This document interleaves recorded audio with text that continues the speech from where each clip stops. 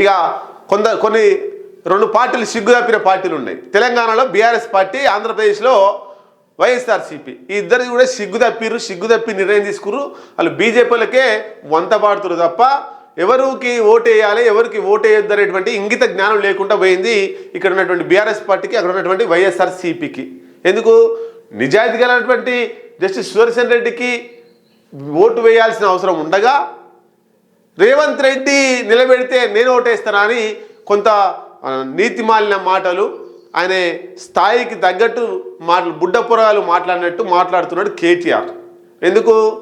ఈ కాంగ్రెస్కి సపోర్ట్ చేయొద్దు, బీజేపీకి సపోర్ట్ చేయాలని ఒక టెక్నికల్ మాటను మాట్లాడుతుంది తప్ప నిజాయితీగా బీఆర్ఎస్ వాళ్ళు తెలంగాణ బిడ్డ అయినటువంటి, తెలంగాణ ఉద్యమంలో కీలక పాత్ర పోషించినటువంటి, తెలంగాణ తెలుగువాడైనటువంటి ఈయనకే, సుదర్శన్ రెడ్డికే ఓటు వేయాలి. కానీ వీళ్ళు పోయి బీజేపీకి ఓటేస్తారు, లేకపోతే జైలుకి పోతారు కదా. కేటీఆర్, కవిత మళ్ళీ జైలుకి పోతారు అన్న భయంతో పోసుకుంటూ మళ్ళా ఇండైరెక్ట్గా బీజేపీ దగ్గరికి పోతుర్రు. జగన్ అయినా, బీఆర్ఎస్, కేటీఆర్ అయినా. తర్వాత జరిగిన హింసకు రాహుల్ జవాబు ఇవ్వాలి. పదవిచ్యుతి బిల్లుపై విపక్షాల వైఖరి ఘోరం. రాహుల్ నైతిక ప్రమాణాలు ఎటుపోయాయి. నాడు ఆర్డినెన్స్ చించి నేడు లాలుకు మద్దత. మోదీ పట్టుబడి ప్రధానిని బిల్లులో చేర్చారు. సొహ్రబుద్దీన్ ఎన్కౌంటర్ కేసు పెట్టగానే గుజరాత్ హోంమంత్రి పదవిని త్యజించా. నా బెయిలు దరఖాస్తు పరిష్కారానికి 2 నెలలు పట్టింది. అప్పటిదాకా రాష్ట్రం వెలుపలే ఉన్నా. కేసు కొట్టేసే వరకు ఏ పదవి తీసుకోలేదు. చివరికి కోర్టే దురుద్దేశపూరిత కేసుగా తేల్చింది. ఐఎన్ఏ ఇంటర్వ్యూలో అమిత్ షా నాట. బయటికి పంపించిర్రు. హోంశాఖ మంత్రి గుజరాత్గా ఉంటే నువ్వు తప్పు చేసావని ఆంచెల్ని 2 ఏళ్ళు బయటికి పంపించారు, బహిష్కరించారు. గాయన మనకు నీతులు చెప్తున్నాడు. ఇప్పుడు ఒక చట్టం తీసుకొచ్చారు, 30 రోజులు జైల్లో ఉంటే ఆ పదవి పోయినట్టు, సీఎం అయినా పిఎం అయినా పదవి పోయినట్టునట. వీళ్ళు చెప్తున్నారు. ఈయన జైలుకి పోయొచ్చిన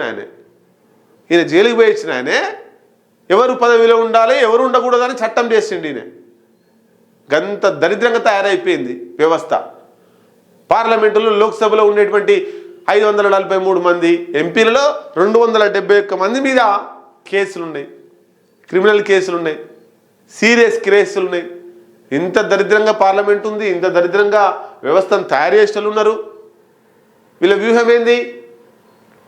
ముఖ్యమంత్రులు, బీజేపీ ముఖ్యమంత్రులు ఉంటే ఓకే. బీజేపీ ముఖ్యమంత్రులు లేని దగ్గర ఏదో ఒక ఆరోపణ చేస్తారు.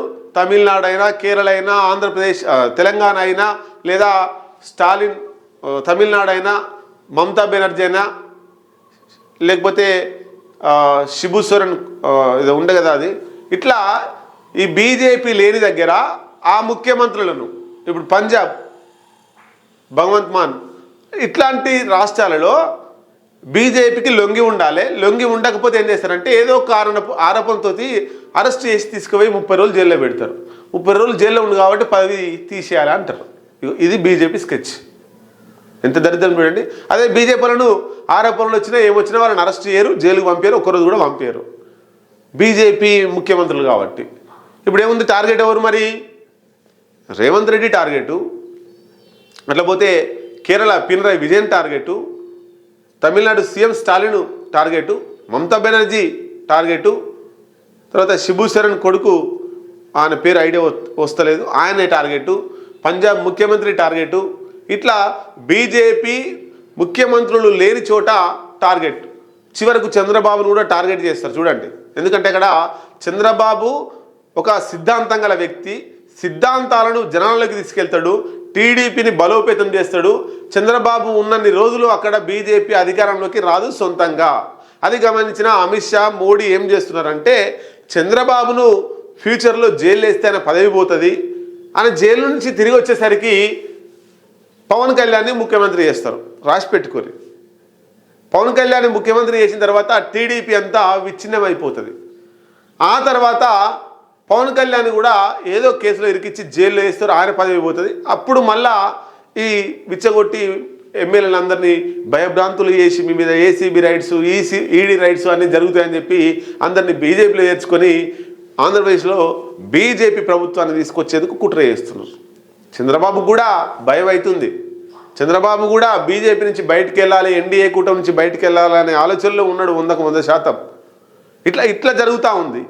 మరి 30 రోజులు జైల్లో ఉంటే పదవి పోవాలంటే జైల్లో ఉండి వచ్చి మంత్రులైన వాళ్ళు, ముఖ్యమంత్రులైన పరిస్థితి ఏంది? కేంద్ర హోంశాఖ కూడా హోంశాఖ మంత్రి కూడా ఆయన మీద కూడా కేసులు ఉన్నాయి. మరి ఆ పరిస్థితి ఏంది?